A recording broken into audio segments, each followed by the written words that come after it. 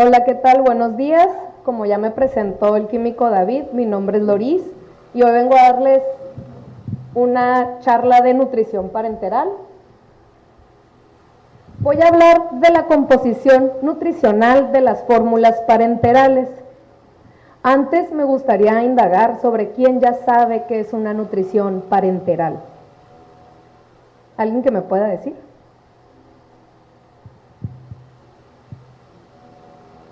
¿Una idea?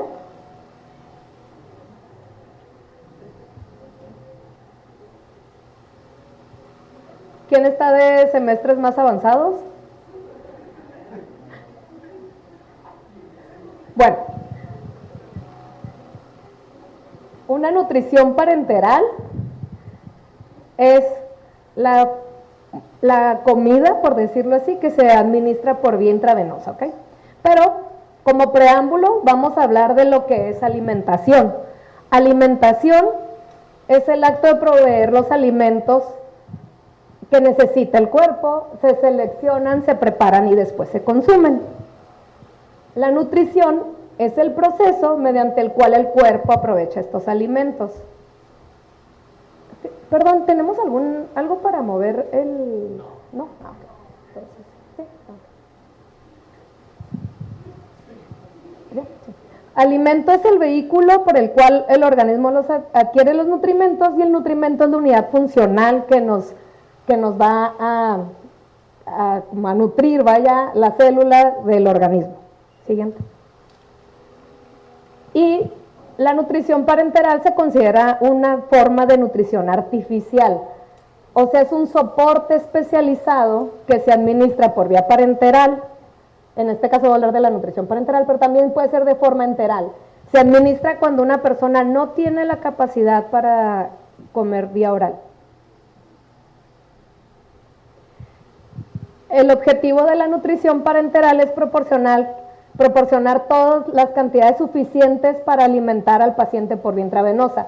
También se le llama terapia nutricional porque realmente por medio de ella hidratamos también al paciente y mantenemos un balance de los líquidos y del nitrógeno. También nos ayuda a mantener la masa muscular y nos proporciona todas las calorías que va a necesitar la persona para todas sus funciones metabólicas. Entonces, aquí está la respuesta. Bueno, la nutrición parenteral es la administración de todos los nutrientes, macro y micronutrientes, por una vía intravenosa.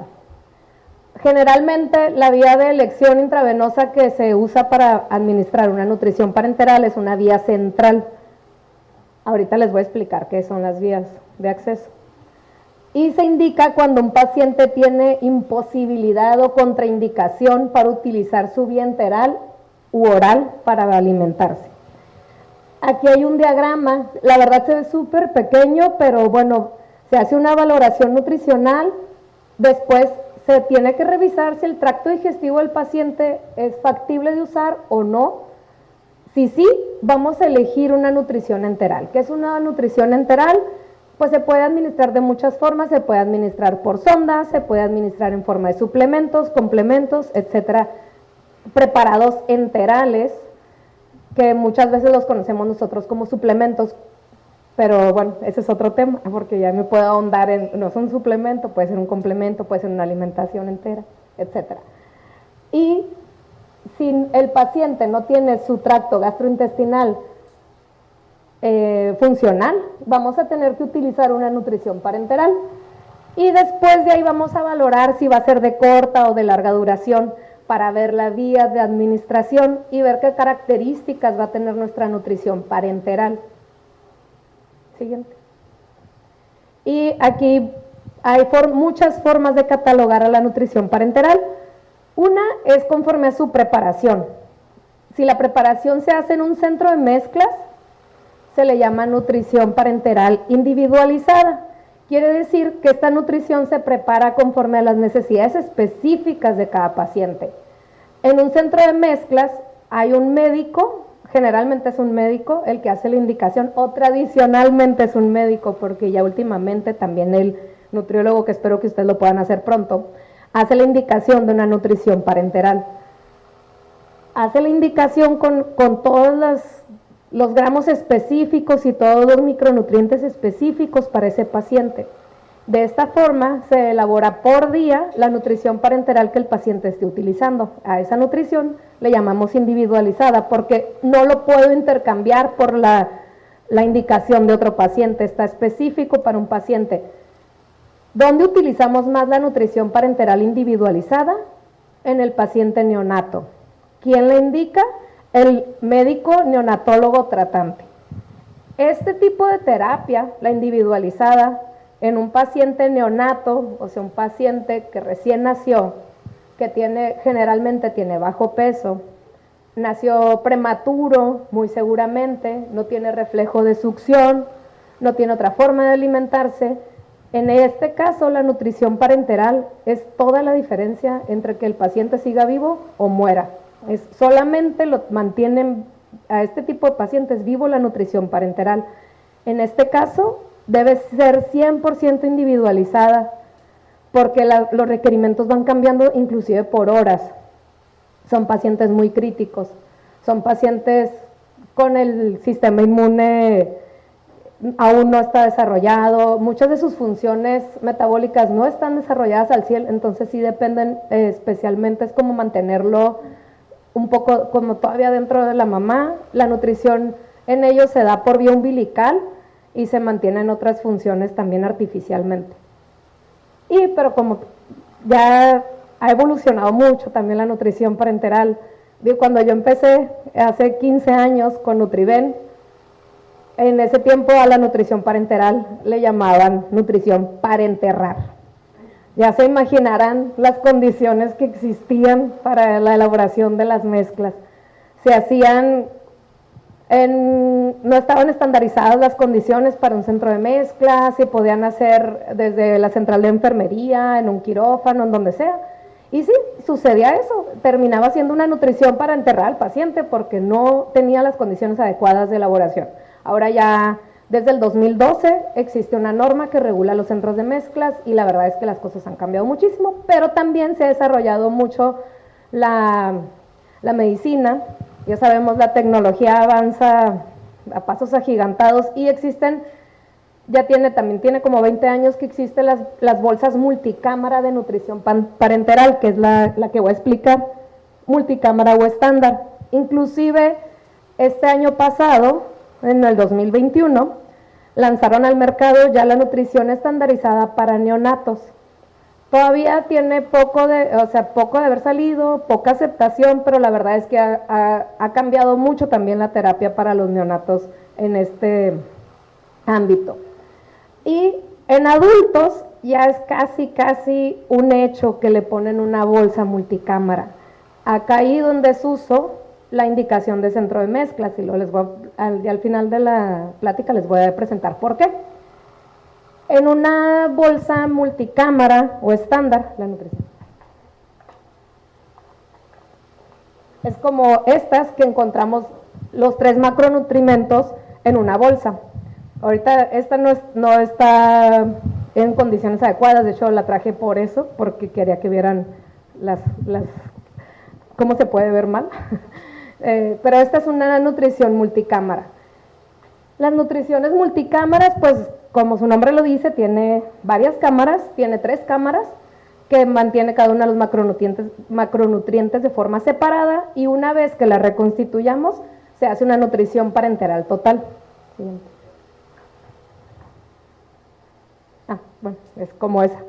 Y de esa forma también garantizamos la esterilidad y minimizamos los errores de medicación. Siguiente. ¿Qué compone una nutrición? Pues como lo mencioné hace rato, los macronutrimentos, que son carbohidratos, lípidos y proteínas, y los micronutrimentos, que son vitaminas, oligoelementos y electrolitos. Siguiente. Los macronutrimentos vamos a hablar de ácidos grasos, glucosa y proteínas o aminoácidos. Pero en vez de platicarles, porque seguramente ustedes ya conocen perfectamente los 3 macronutrimentos, voy a hablar de su forma adecuada para introducir a una nutrición parenteral, que es muy diferente a hablar simplemente de carbohidratos cualesquiera. Los carbohidratos que se utilizan para una nutrición parenteral, la única es la glucosa. Y en México encontramos la glucosa monohidra o monohidratada, que quiere decir que cada molécula de glucosa está junto con una molécula de agua. Y para ese caso nosotros consideramos que nos aporta 3.6 kilocalorías por gramo de glucosa monohidratada. Pero pues también podemos decir que cuando obviamos que le quitamos esa molécula de agua, se hacen 4 kilocalorías por gramo si la consideramos sin agua o anhidra. ¿Hasta aquí claro? ¿Sí? Esa es la única forma, la única fuente de carbohidratos que tenemos disponible por vía intravenosa. Okay. Siguiente. En el caso de las proteínas, las vamos a encontrar en forma de aminoácidos, que es la forma más básica de una proteína. Una cadena de aminoácidos nos forma una proteína. Entonces, los aminoácidos, la función que tienen en la nutrición parenteral es la reparación de órganos, tejidos y la formación de anticuerpos. Toda la parte proteica del cuerpo, pues son los que la reponen, ¿no? Los aminoácidos. Fortalecen los músculos del cuerpo. Las proteínas siempre las vamos a encontrar en formas de aminoácidos para la nutrición parenteral y nos van a aportar 4 kilocalorías por gramo. Cuando queremos saber cuántos gramos de nitrógeno tienen los aminoácidos, vamos a usar la constante de dividir los gramos de nitrógeno entre 6.25, los gramos de proteínas entre 6.25 para encontrar los gramos de nitrógeno para saber cuánto le estamos aportando a nuestro paciente. Las presentaciones comerciales que encontramos en México son todas estas, no les voy a mencionar, pero sí les quiero platicar que hay unos aminoácidos específicos para pacientes pediátricos. Los demás, todos son considerados para pacientes adultos. ¿Podemos ponerle a un paciente pediátrico unos aminoácidos para adulto? Sí se puede, pero nos vamos a quedar cortos en taurina. Y para un paciente pediátrico prematuro, es muy importante administrarle este tipo de aminoácidos porque esto nos va a ayudar para el desarrollo de la retina. Entonces, mucho paciente prematuro, si lo valoran después, van a ver que tiene algún problema de visión. Y muchas veces es por la falta de la taurina. Obviamente, si su alimentación fue la adecuada, si no necesitó nutrición parenteral, pues no va a tener esta deficiencia. Pero si necesitó y no le administraron los aminoácidos adecuados, va a tener deficiencias de este tipo. Y por último, el último macronutriente son los lípidos. Dan estructura a la célula. Saben pues que la membrana celular se compone de una capa de fosfolípidos, su nombre lo dice, lípidos, y los necesitamos, ¿no? Para también sintetizar eicosanoides y para el intercambio de fosfato en la membrana celular. Estos, dependiendo de su origen, nos van a aportar diferentes cantidades de calorías, desde 8.1 kilocalorías por gramo cuando el tipo de lípido o el lípido viene de origen de aceite de coco, que es el de cadena media, y hasta 9 calorías por gramo si el lípido es de cadena larga. Se considera como un estándar 9 kilocalorías por gramo, pero sí es importante considerar que si estamos utilizando lípidos de cadena combinada, no vamos a tener el aporte de 9 kilocalorías por gramo. Entonces tal vez estemos calculando, nos estemos quedando un poco cortos a la hora de calcular nuestras calorías para ese paciente, si no tenemos en cuenta el tipo de lípidos que estamos utilizando. Y aquí están las 4 generaciones de lípidos. De hecho, creo que esto sí es muy importante porque la diferencia entre una marca y otra de nutrición parenteral la van a hacer el tipo de lípidos. La generación de lípidos nos va a indicar mucho qué tipo de nutrición estamos dándole al paciente. Y también, mientras más nuevo, podríamos decirlo así, o más reciente la generación de lípidos que estamos utilizando, más estables son nuestras mezclas. Claro, ya sabemos pues que hay estudios, van innovando y la verdad es que sí hay una diferencia marcada entre la estabilidad de las mezclas de lípidos de cadena larga o de los que tienen cadena combinada. Y en este caso tenemos en México 4 marcas de lípidos. Uno son los lípidos de Fresenius Kabi, que también ese lo utilizan todos, los lípidos de cadena larga o de soya, de origen de soya. Todas las marcas comerciales, todas las casas comerciales manejan ese tipo de lípidos. El de cadena combinada lo manejan dos casas comerciales, que son B-Braun y Fresenius. Tienen el de cadena combinada, que son combinando 50% del aceite de soya y 50% del aceite de coco. Esos son lípidos que dan mucha estabilidad a la mezcla. El otro lípido, o los otros lípidos, son de origen de oliva, combinados con soya, y son de la marca de laboratorios Baxter, se llama Clinolake, y ese lípido está combinado 80-20 de oliva con soya, pero se consideran también de cadena larga, los dos son de cadena larga. Y por último, el más nuevo es el SMOF Lipid, que contiene una combinación de soya, cadena combinada, media y larga, y aceite de pescado. Estos son ricos en omega 3, son los más antiinflamatorios y le pertenecen al laboratorio de Fresenius Kabi. Siguiente. Los micronutrimentos. Bueno, hasta aquí, ¿alguna duda con los macronutrientes? Y para verlos en forma física, pues se ven así. Está sencillo, glucosa, aminoácidos y lípidos. Esta marca tiene de cadena combinada, lípidos de cadena combinada. Los electrolitos pues nos van a aportar un balance hídrico, un equilibrio hídrico, y los utilizados en la nutrición parenteral son el sodio, el potasio, el calcio y el magnesio. Y en sus formas, aquí vienen las formas comerciales en México. ¿Sí?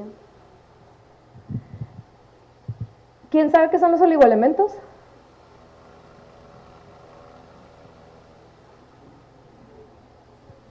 ¿Alguien? Son los micronutrimentos que nos generan los encontramos en formas muy pequeñas en dosis micro en nuestros alimentos. Nosotros los consumimos con la variedad de alimentos y en el caso de la nutrición parenteral, como les mencioné, pues vienen solamente los macronutrimentos. Hay que agregarle a la nutrición parenteral los oligoelementos. Son elementos traza que en México se encuentran en formas de ampolletas, ¿no? Hay 2 marcas comerciales y van desde, una marca maneja 5 oligoelementos, la otra marca maneja 9 oligoelementos. Son las 2 marcas, son las 2 disponibles que tenemos en México. Y sí son necesarios porque ellos nos van a hacer poder seguir con funciones metabólicas importantes en el cuerpo. Siguiente. Igual que las vitaminas. También es necesario agregarle multivitaminas a una mezcla de nutrición parenteral. Multi porque tienen que ser muchas, y en el caso de México tenemos comercialmente unas vitaminas con 12, una mezcla de 12 vitaminas. Le puedes agregar menos, pero lo ideal es ponerle todas. Igual también se pueden medir dependiendo de las necesidades del paciente. Y son muy importantes porque nos van a ayudar en muchos procesos metabólicos. Entonces también, cuando nosotros le damos nutrición parenteral a un paciente, es un paciente que tenemos en ayuno, con déficit, y necesitamos suplirlo o nutrirlo con todo lo que requiere para sus procesos metabólicos. Hace ratito les dije de las vías de acceso para la nutrición parenteral y les hablé de la central y de la periférica. La central, sí que es siguiente. Bueno, aquí están señaladas todas las vías de acceso.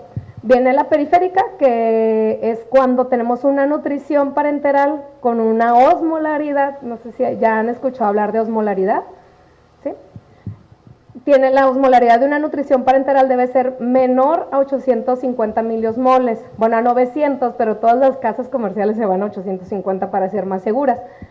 La nutrición periférica se tiene que pasar, como su nombre lo dice, por vía periférica. Lo ideal es una vena basílica o cefálica. La nutrición debe durar menos de 7 días en el paciente.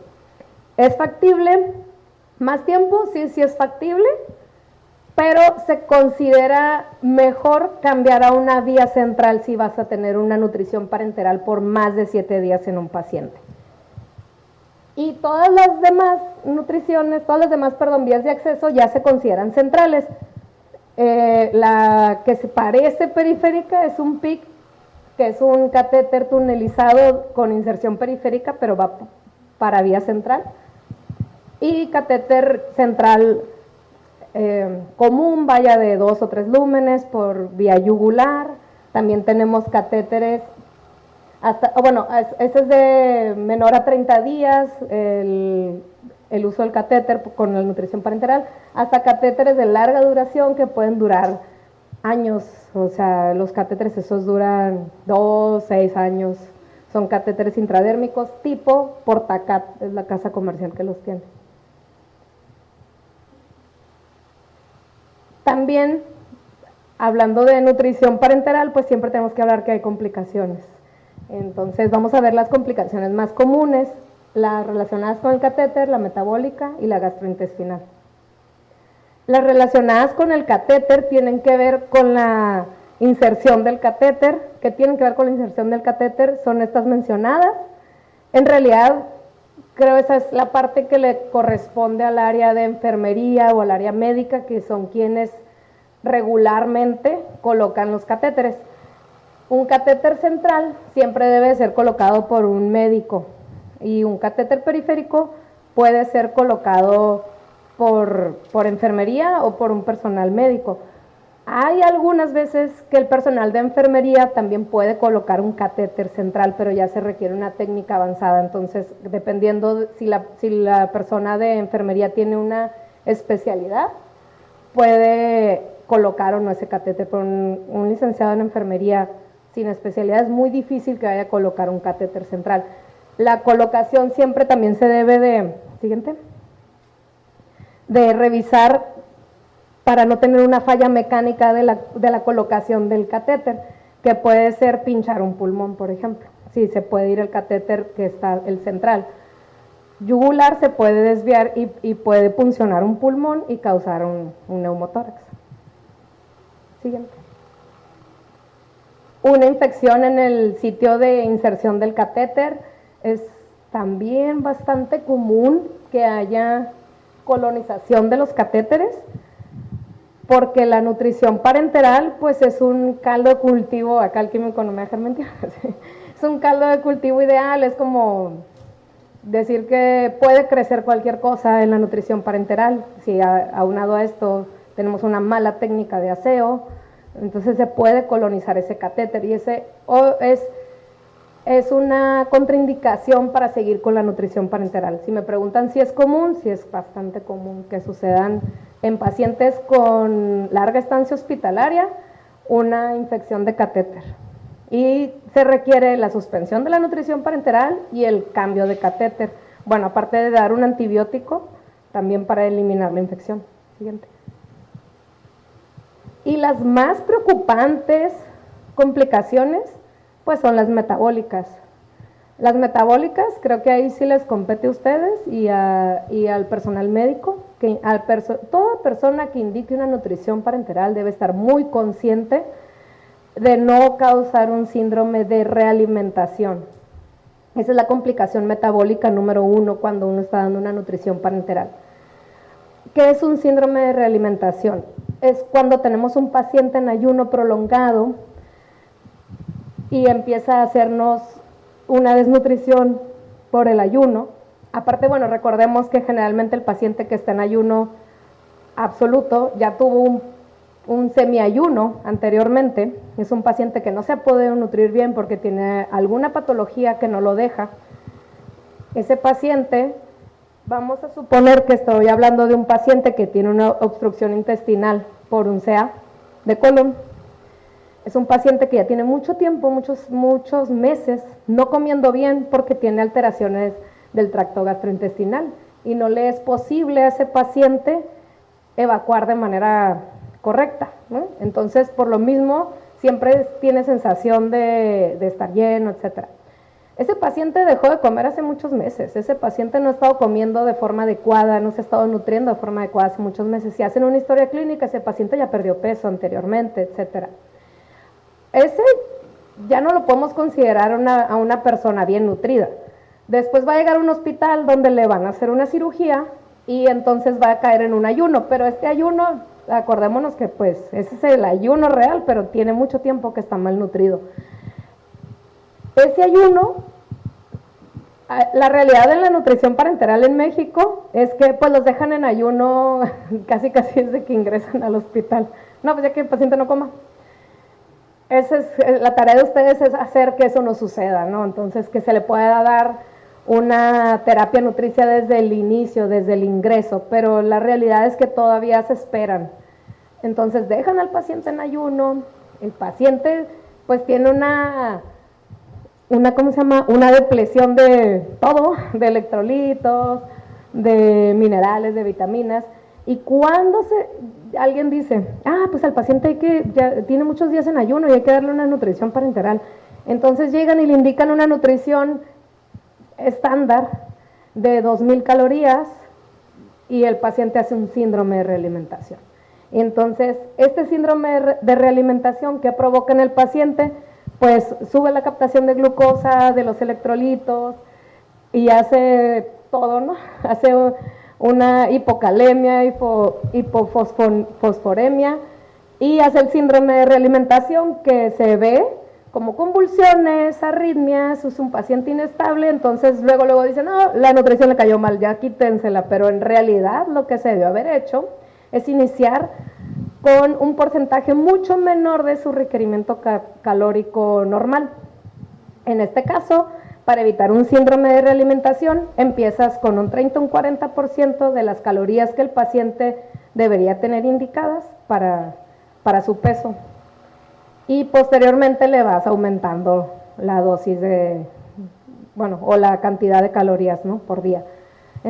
Entonces debes de empezar con una indicación de si el paciente va a terminar en 2000 calorías, pues unas 600, 700 kilocalorías por día para ir agregando y te evitas el síndrome de realimentación. La nutrición parenteral no es la que cae mal, lo que cae mal es la mala indicación de la nutrición parenteral.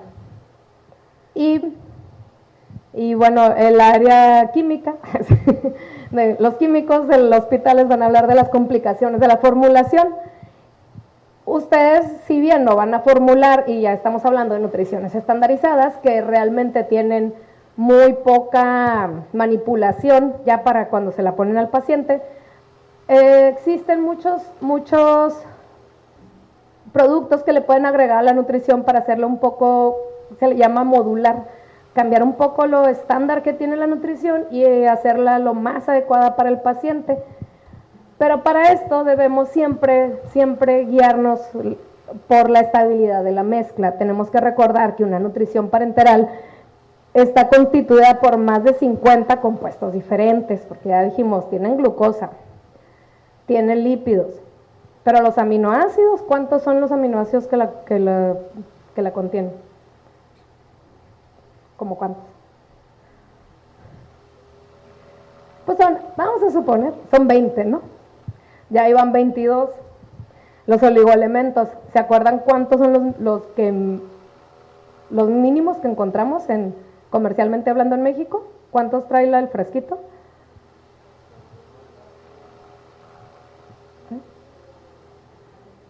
Hay de 5 y hay de 9. Vamos a suponer que usamos el de 9. Son 31. Luego, ¿cuántas vitaminas tiene el multivitamínico comercial por excelencia en México?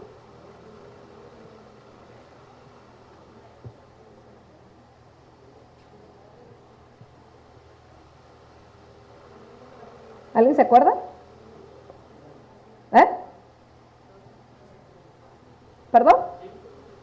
El multivitamínico viene con 12 multivitaminas. Los oligoelementos había de 5 y de 9, tal vez por eso la confusión. Las multivitaminas, la de excelencia en México, es de 12. La verdad es la que se usa, o sea, en todos lados, no van a encontrar de otra. Entonces, ¿en cuántos íbamos? ¿Compuestos? 31. ¿Más 12? Ya casi nos acercamos a los 50, 43.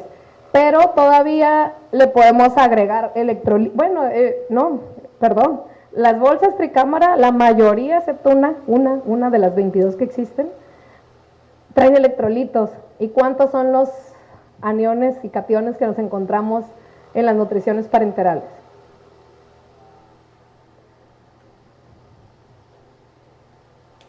5.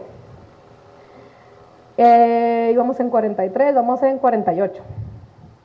Le agregamos glutamina, ya nos fuimos ya. O sea, sí, son alrededor de 50 compuestos los que están dentro de una bolsa de nutrición parenteral. Y eso es de cajón, ¿eh? No crean que me estoy yendo a lo más. Todavía le podemos agregar glutamina, ácidos grasos omega, le podemos agregar, ¿qué más le podemos agregar?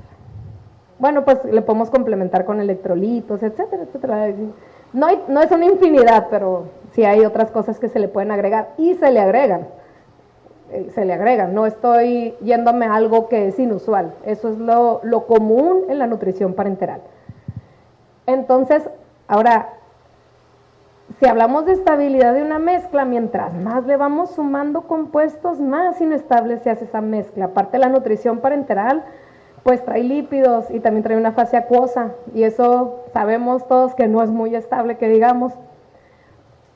Es estable, pues ya está comprobado, así como nos la manejan, pero mientras más le estemos agregando cosas, más inestable podemos hacer esa mezcla y más factible de romper la estabilidad.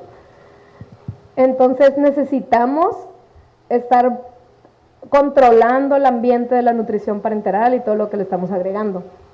Tiene un alto potencial de interacción entre sí los compuestos, y aparte hay elementos externos como la luz, el calor, etcétera, que nos pueden arruinar la nutrición parenteral, y también vamos a hablar de eso ahorita.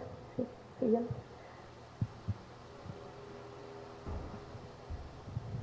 Siguiente. Las complicaciones de la formulación pueden ser internas, dependiendo de los componentes de la fórmula, del tipo de contenedor o del orden del mezclado. Aunque tengamos una bolsa tricámara que ya está premezclada, si le agregamos cosas, podemos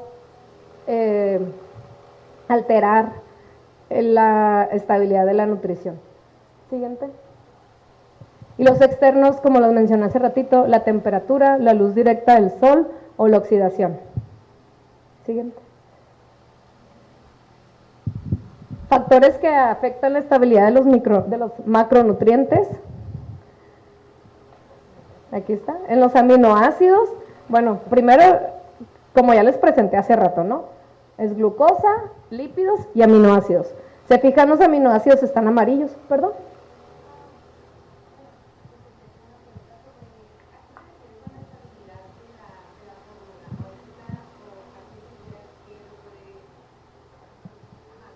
De la estabilidad.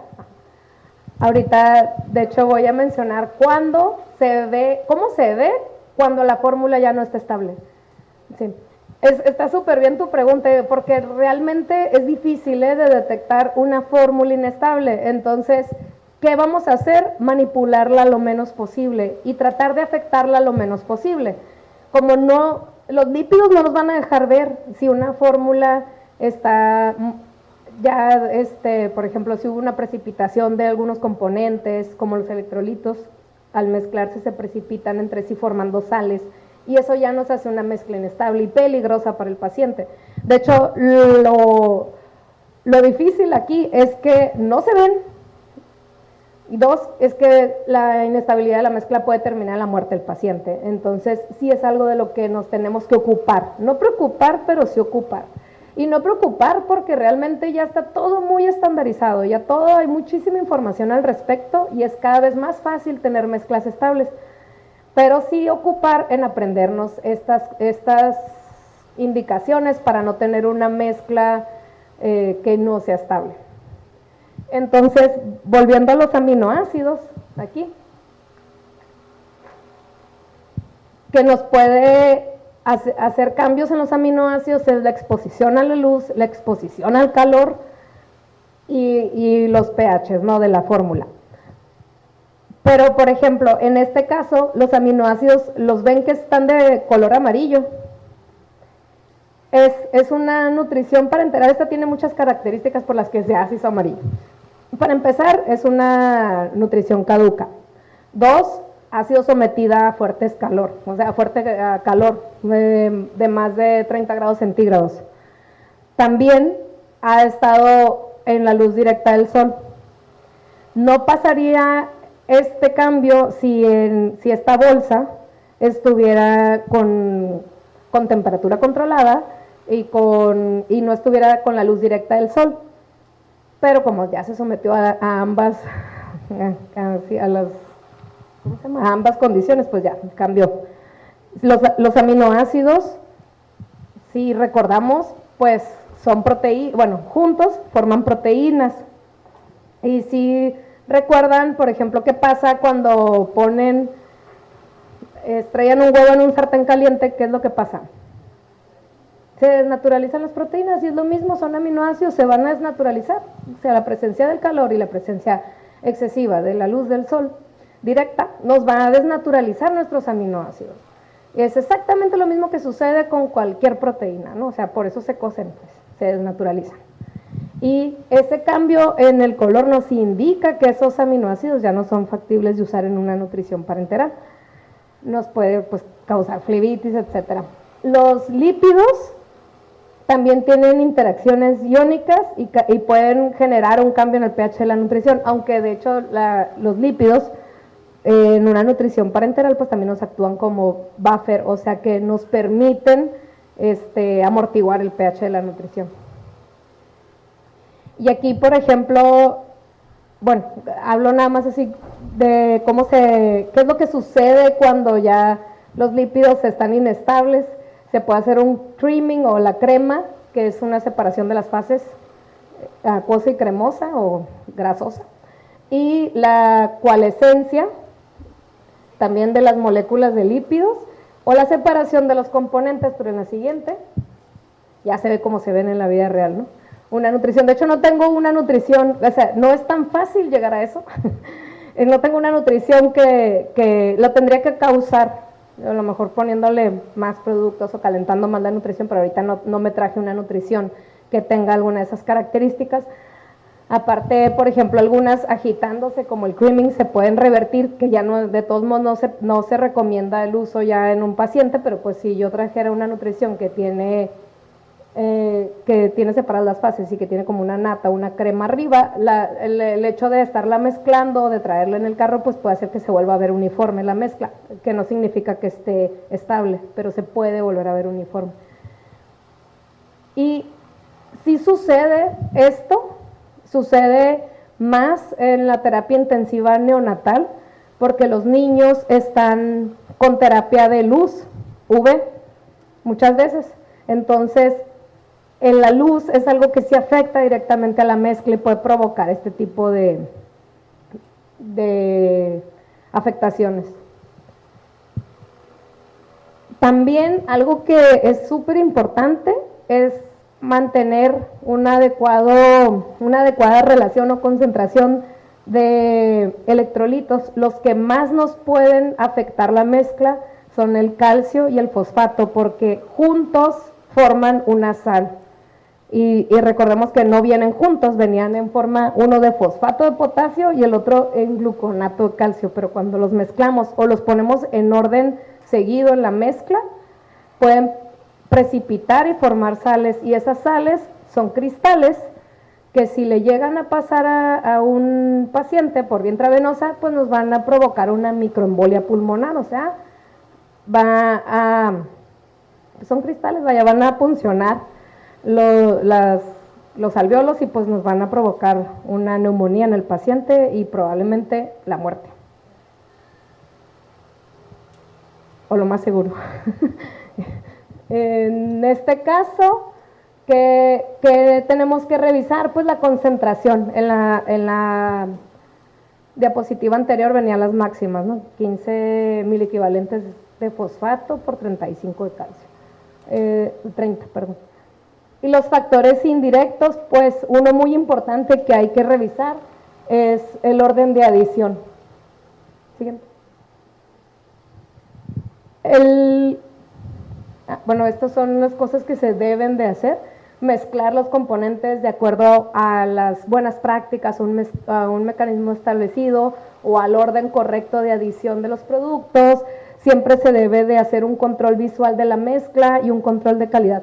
El control visual de la mezcla es algo que se usa en el centro de mezclas o en la central de enfermería. Se debe de utilizar, por ejemplo, un fondo de un color que nos permita revisar si al momento de nosotros haber adicionado algún electrolito extra o las multivitaminas o algo, no formaron algún precipitado.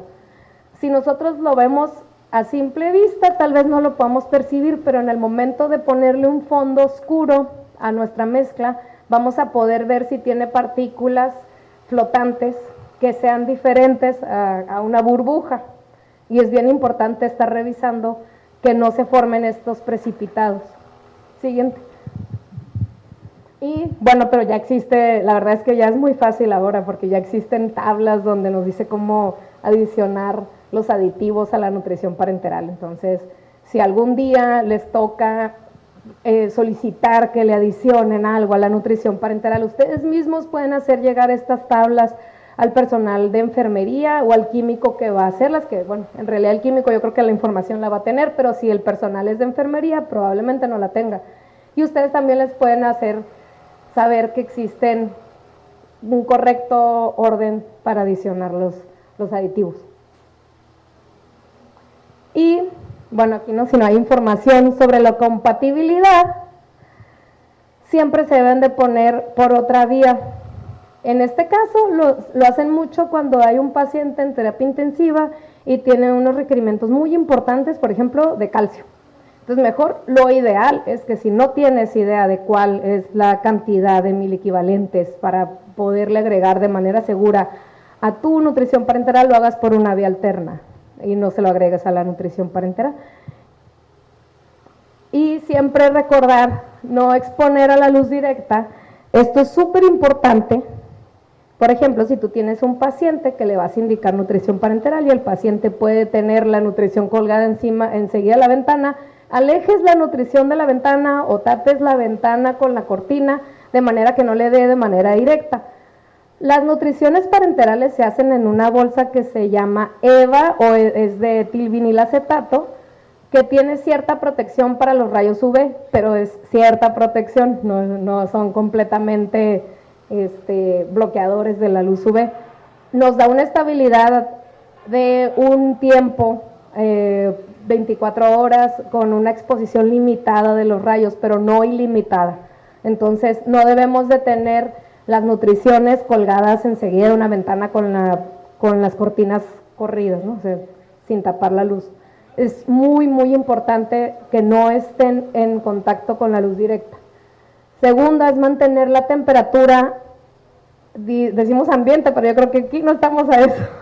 Todos tenemos un poco de calor, entonces hay que estar revisando que la temperatura no suba de 25 grados centígrados. Casi en todos los hospitales puedes abrir una ventana y Tijuana, pues, excepto hace 2 semanas, es muy noble con eso, casi siempre estamos a buena temperatura, pero también puedes prender el aire acondicionado si es que hay dudas de que vaya a subir la temperatura. Y bueno, al transportarlas, pues no oprimirlas, pero ya eso creo pues corresponde al área de farmacia o de almacén, el correcto transporte, almacenamiento del producto.